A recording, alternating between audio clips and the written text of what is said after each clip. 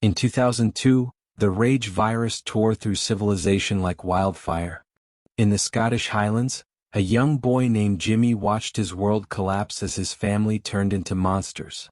He ran straight to a church where he found his father, a vicar, praying. "This is the day of judgment," his father whispered. He handed Jimmy a cross and gave himself to the infected. Jimmy escaped, alone. Greater than 28 years later, the virus was gone from Europe, but Britain remained locked in silence. On the island of Lindisfarne, survivors built a community, cut off from the mainland's horror. Jamie, a scavenger, lived with his sick wife Isla and their son, Spike. On Spike's 12th birthday, he and Jamie set out for a dangerous rite of passage, journeying into the infected mainland. Among broken homes and crumbling buildings, they found a chilling clue: Jimmy, carved into a cottage wall. Then, it happened. A horde of infected charged. But these weren't normal. They were led by an alpha, smarter, stronger, and relentless. Chased across the flooding causeway, father and son barely made it back to the island. A homemade ballista took down the alpha, for now. That night, Spike saw Jamie kiss another woman, Rosie, the schoolteacher. The betrayal burned deep. He learned of a mysterious man, Dr. Kelson, living alone on the mainland, feared by all.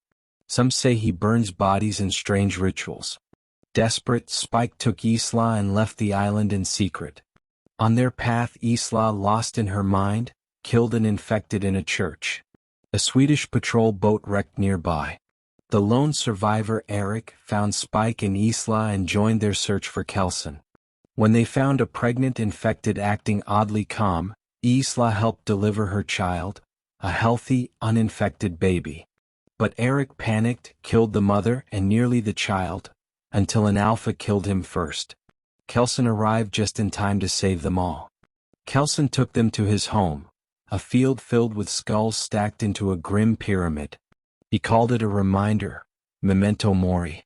Isla had terminal cancer. She asked Kelson for mercy. He knocked out Spike and euthanized her. When Spike awoke, he placed her skull atop the pyramid. The alpha returned again, but Spike and Kelson escaped. Kelson told the boy to go home, to carry hope with him. Spike returned to Lindisfarne, carrying the baby he now called Isla. He left her at the gate with a note. "She's proof of a cure. I'll return when I'm ready." Jamie, his father, tried to follow, but the tide rose, cutting him off. Greater than 28 days later, alone and hunted again, Spike was saved. But not by soldiers. By a group dressed in sick imitation of Jimmy Seville.